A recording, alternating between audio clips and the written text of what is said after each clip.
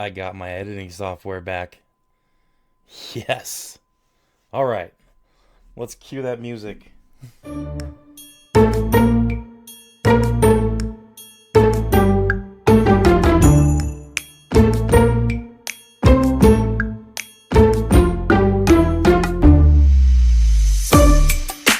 Dolphins fans, what's happening? Thank you for checking out the video. I always appreciate it, especially while I'm trying to grow this channel here and there.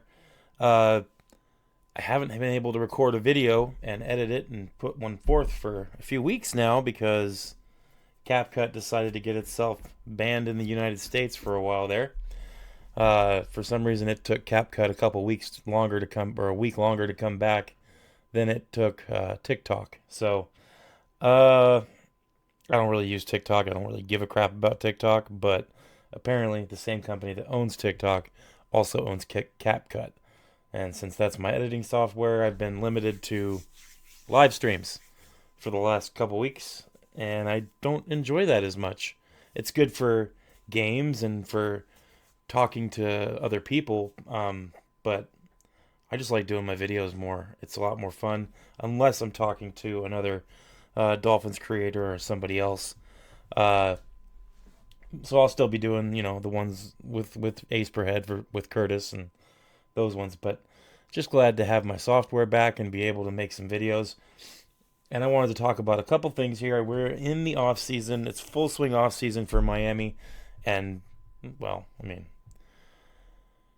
it's a Miami Dolphins off season, so there's obviously plenty of things to talk about, plenty of complaints to make, plenty of super upset fans, and all kinds of drama. There's always drama, and it seems like right now we're dealing with locker room drama. Nothing new, but everybody already knows what's going on. We've covered it here, and other creators have covered it, and it is what it is.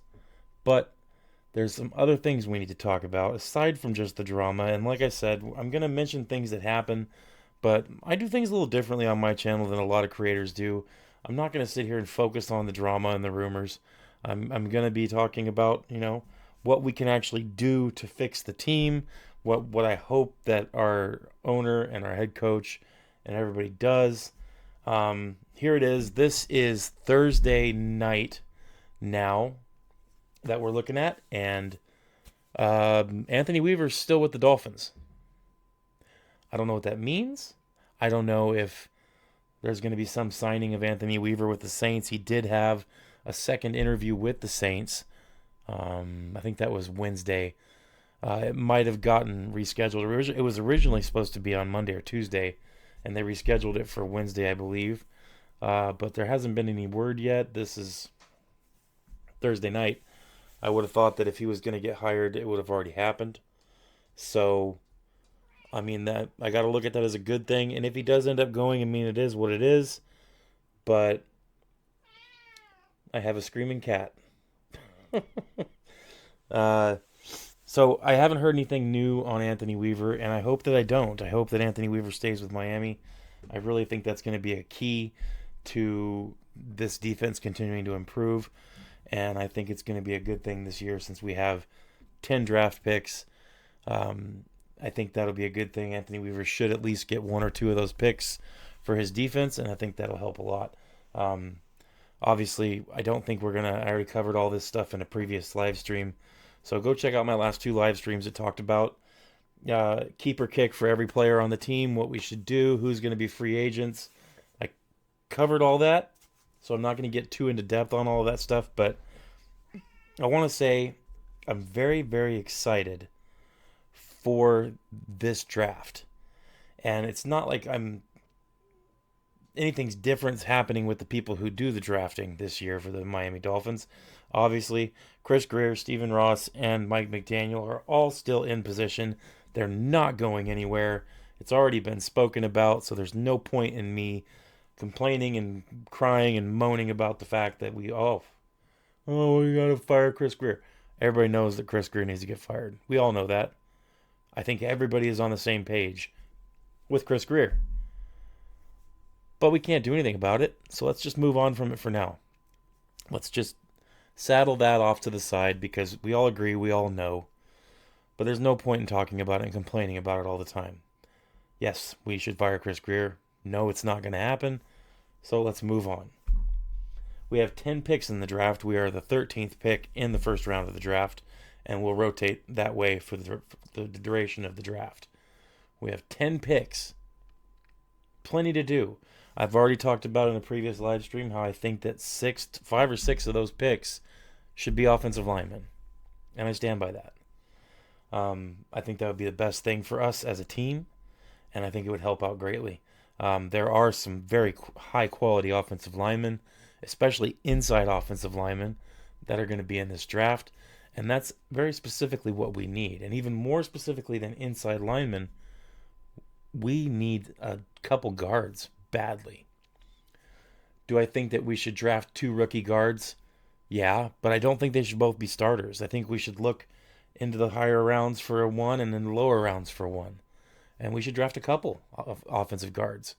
However, I think we should also look in free agency for a more seasoned guard.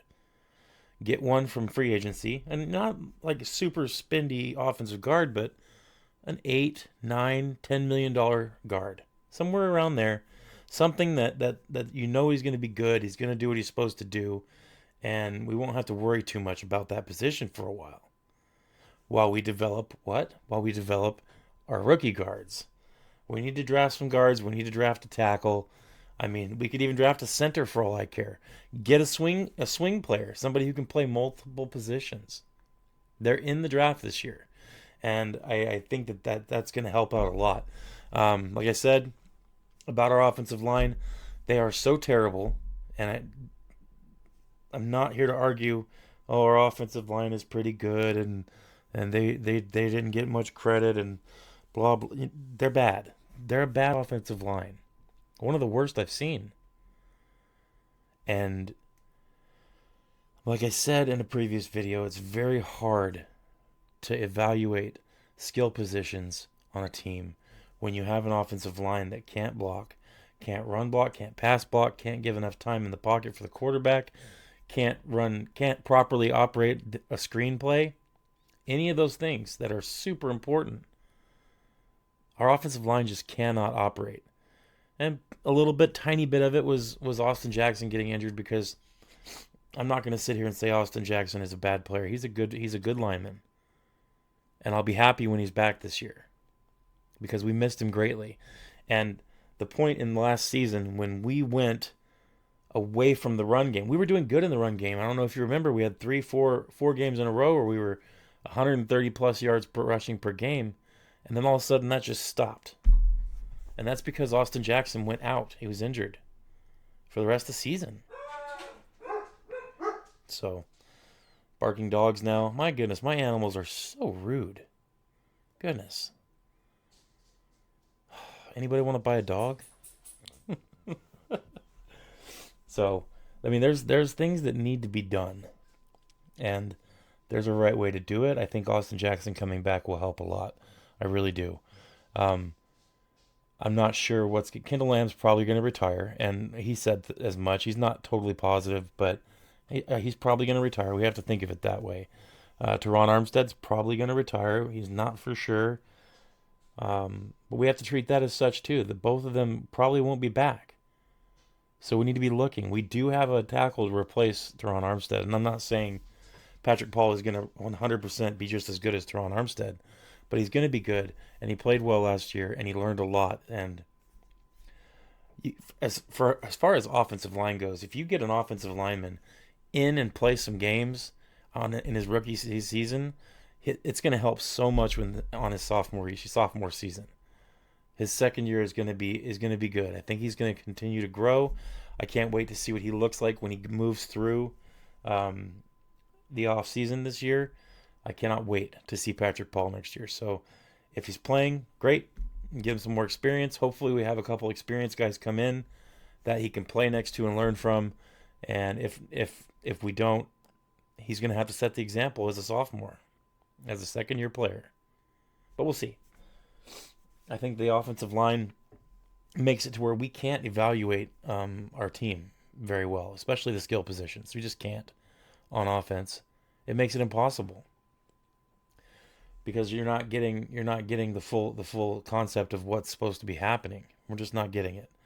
I know a lot of people disagree and say, "Oh well, Tua's had 5 years and he sucked." Tua's had a crappy offensive line for 5 years. What do you want me to say? In the first couple years, he had no weapons at all. Um, you need those things. You need them in order to make a difference in this league and in order to realize potential. You can't just be the only player on the team that's any good and everybody else be bad and you go out there and play like an all-star every game. Nobody does that. No quarterback does that. Not one. They've all got at least a middle-of-the-road offensive line, all the good quarterbacks. They've all got that. They all have a running game. We don't have those things. Why? Because of our offensive line. It's trash. And I'm like, once again, let me just, disclaimer, I'm not saying that Tua is the best quarterback of all time. I'm not saying Tua is elite. I'm not saying those things. I'm not. I don't think he's elite. I don't think he's great. He's a good quarterback. But I can't evaluate Tua 100%. I'm realistic about it. I'm not going to say my evaluation of Tua and of our offensive skill positions are great and accurate beyond a shadow of a doubt, because they're not. We need an offensive line to make those evaluations. That's why we keep letting players go, and they end up going somewhere else and playing great. I'm sick of seeing the pointless hate, and there's a lot of it that seems to be generated towards Tua. There's people that just hate him for no reason, or for some reason that they have in their heads, and their extreme opinion is he sucks, he's terrible, he's trash, worst quarterback ever. Blah. He's not, and he's not. He's not trash. He doesn't suck. He's not the worst quarterback ever. Do you guys remember Cleo Lemon? Do you guys remember some of the freaking quarterbacks we've had? Shut up about Tua sucks. He doesn't suck. He's not great. He's a good quarterback. He's middle of the road right now. My take on Tua is that he's middle of the road, and he's a good quarterback, worthy of giving these opportunities to, because what have we been putting in front of him to block? What have we been doing? We've given him absolute trash to work with, and about a second and 1.75 seconds per snap to work with. That's what we're giving him before he gets made to run for his life. And in those opportunities when he's ran for his life and he's under pressure, he led the NFL in completion percentage when he's under pressure. Now, if you're going to sit there and you're going to say, "Oh, that's because he only had a second and a half to throw and he's under pressure all the time, that's why his completion percentage is so high." Well, then, if you're going to say that, why can you not understand that the line needs to be improved before you make a good, accurate assessment of his abilities and his talent? How? How can you say that? Seems kind of hypocritical to me. Just to little old me and in my little corner of YouTube, I think that those people who act like that are hypocrites. And if you are sitting there watching me and you're one of those people, I'm calling you a hypocrite. Use your mind and think about this. Think about it from a critical point of view. Be realistic in this. We need to see better offensive line play, at least middle of the road offensive line play, before we can accurately evaluate what we have on offense.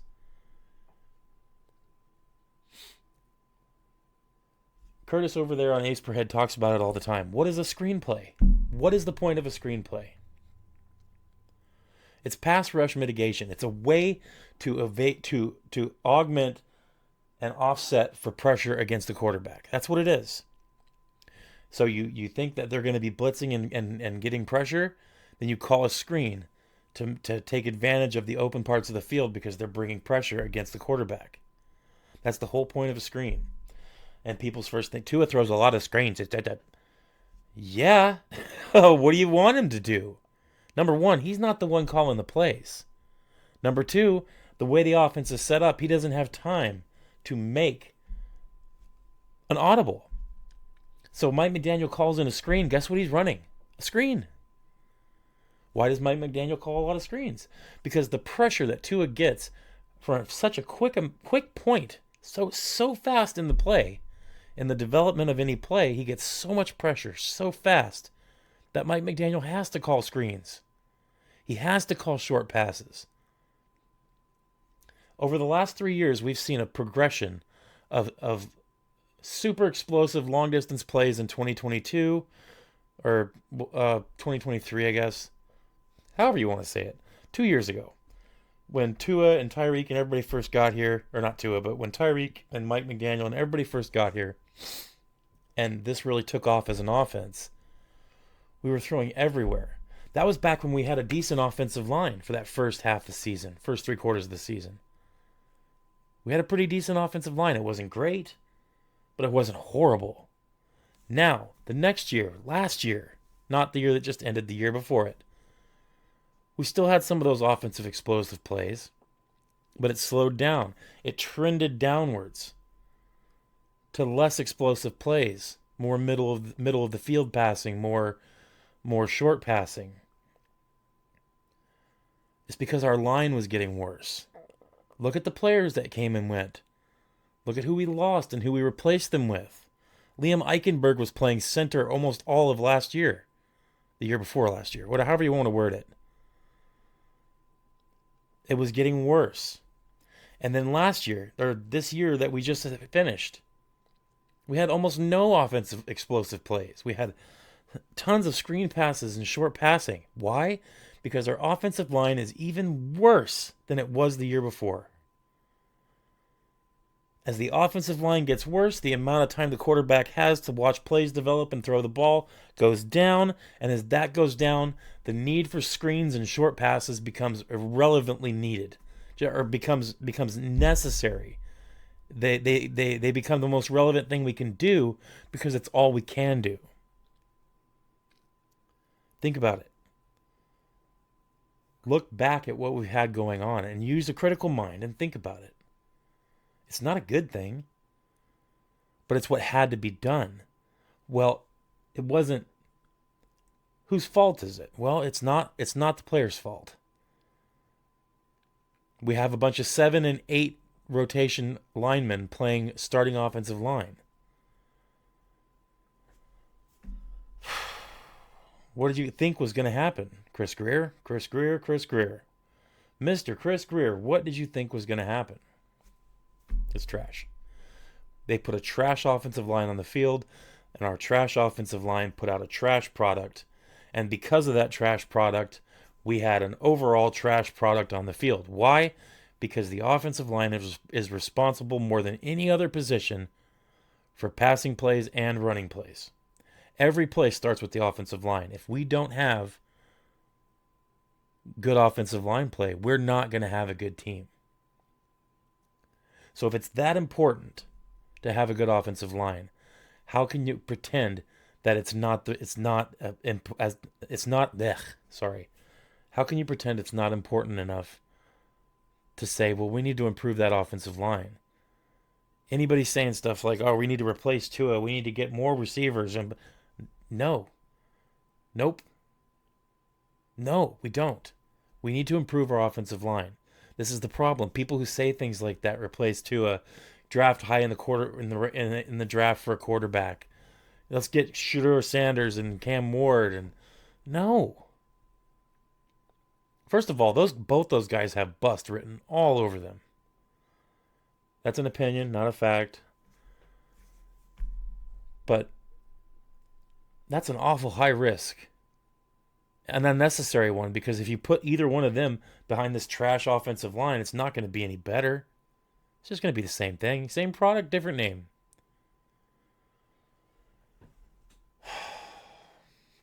It's clear to me.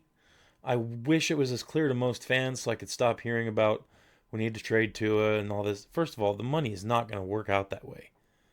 It would hurt us so bad. It's not there. The out is the year after. So until then, just relax. Tua needs to stay healthy. That's the one complaint that I have over everything else about Tua. He's got to stay healthy, ladies and gentlemen. That's it. He has the ability to be great. Is he great? No, he's not great right now. But I'm withholding judgment on Tua Tagovailoa until I see an improvement in our offensive line. Until I see an offensive line that's worthy of playing in the NFL, not Division II college football. Jackson Carman, give me a break. Liam Eichenberg, trash.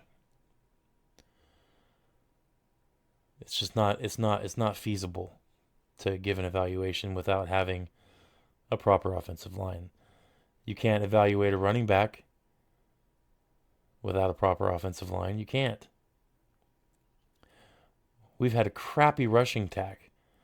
Yeah, I think that Achane is good. I do. I really do. I think Washington is good. But we can't evaluate those things until what? Until we have an offensive line to give them proper protection and see how they do.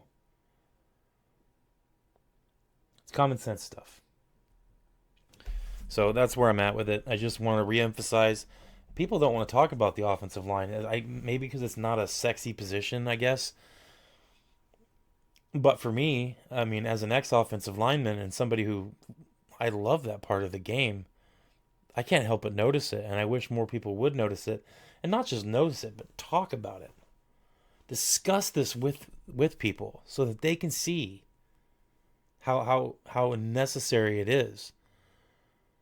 It should be, every question that's asked to Chris Grier should be about offensive line.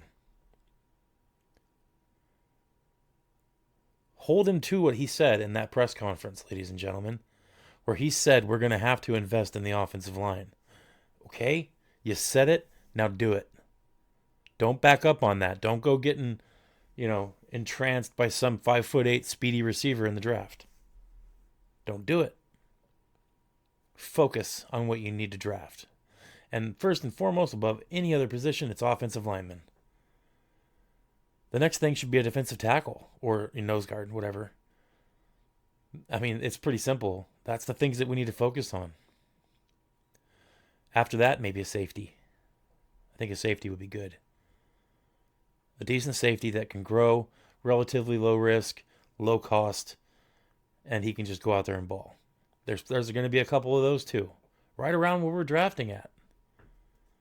So there's a way out of this. We need to focus on the non-sexy things. And there's plenty of YouTubers and media members talking about this. You don't see hardly any YouTube creators except for a couple who are extremely, extremely confused. And you know who they are. Talking about need to get rid of Tua and get Cam Ward. Or Shedeur. No. Goodness gracious, if we walk out of the first round with Cam Ward or Shedeur Sanders, I am going to be so upset. It's not what we need. What a wasted pick that would be. An absolute waste. I'm not saying don't draft a quarterback. I'm saying we should. We should draft a quarterback. We could spend one draft pick on a quarterback in the 4th or 5th round. Not in the first few rounds. No. We need offensive linemen. We need a defensive tackle. We need a safety. Those are the things we need. Are they sexy picks? Nope. And that's what I'm worried about. I'm worried about that not happening because they're not the sexy pick. But we'll see. Off season is starting to kick off here. They got things coming up. The franchise tag. Well, first of all, I think this weekend is the Senior Bowl, so that'll be huge. We'll get to see some of these players that are going to be entering the draft. We're going to see them play some football against each other, and that's always a good thing to watch because I know it's only one game, but it's like an all-star. It's like a real all-star game where players are playing, and they want to compete. It's not flag football. So I think that'll be good to see. The franchise tag period starts on February 18th, and that's where teams can kind of, they can designate franchise tags and transitional tags for players, and that'll go for 2 weeks, starting on the 18th, and players who are set to hit free agency can be blocked from doing so with those tags. So expect a lot of moves to be happening there, just about with every single team. I'm pretty sure that's gonna affect everyone. Um, February 24th through March 3rd is the scouting combine, and like I said, if you are invested in your team and you watch football, you got to watch the combine. At least watch the highlights of it. See how players did. Look at the players that the Dolphins talked to and interviewed. It's a good things to know because that's players that the Dolphins are watching. It's always good to see the scouting combine. I always enjoy watching it. March 4th is the franchise tag deadline. So that's when you have to have teams tagged for transition and franchise tags by March 4th. It has to happen. March 10th is when legal tampering period begins. That's where teams can start contacting and negotiating deals with players that are becoming unrestricted free agents. So the contracts can't officially be signed at this point, but they can reach agreements with teams, and you'll see that so and so has reached an agreement with so and so team, expected to be signed, whatever day. Free agency starts on March 12th, so those 2 days before March 12th, that's when that legal tampering period is. Free agency opens March 12th, and that's the new league year. That's when the league year starts, and that's where everything starts to happen. You're going to see a lot of moves around this point. This is where this first free agency period is where I'm hoping that we sign an offensive guard. I would love to see it happen there. March 30th through April 2nd is the annual league meetings. This is where some rules might be changed. It's where all the league's owners meet and they vote and talk about rule changes and other stuff within the NFL that needs to be voted on. So be prepared for that. Off-season workouts with teams, for teams with new coaches specifically, start April 7th. And April 18th is the deadline for restricted free agents. So restricted free agents have until April 18th to sign offer sheets with other teams. If a player doesn't sign, their rights stay with their team, and if he doesn't play, he doesn't get an accrued season in the following year. So that's the deadline for restricted free agents. April 24th through the 26th is the NFL draft. Circle that date on your calendar and make sure you pay attention, because that's one of the first things that we're going to see, where we're going to see how serious Chris Grier is with fixing these issues. We'll see it there. The fifth-year option deadline is May 1st, and minicamps start May 2nd and May 9th. So that's when rookie minicaps happen. You start seeing the rookies showing up to minicamp for their teams. Regular season schedule comes out, the schedule, not just the opponents. The schedule comes out in mid-May at some point. We don't really know. OTAs start in late May or early June, and mid-June you're going to see minicamp start. Mid to late July is when training camp starts, so it's going to be pretty busy here coming up. There will be a little bit of a lull coming up in May and June, but besides that, it's going to be pretty busy. There's going to be a lot of stuff to talk about. I'm going to be here doing it. I'm going to cover all this stuff all year, so there's not going to be an off season for me doing this. Obviously, I have a full-time job, and summer's busy for me with hunting and everything else, and all the archery competitions and things that I do and run and operate. So I'll be busy, but I'll always be doing videos, making sure to stay on top of stuff. I can't stay away from it. It's too fun. I love football.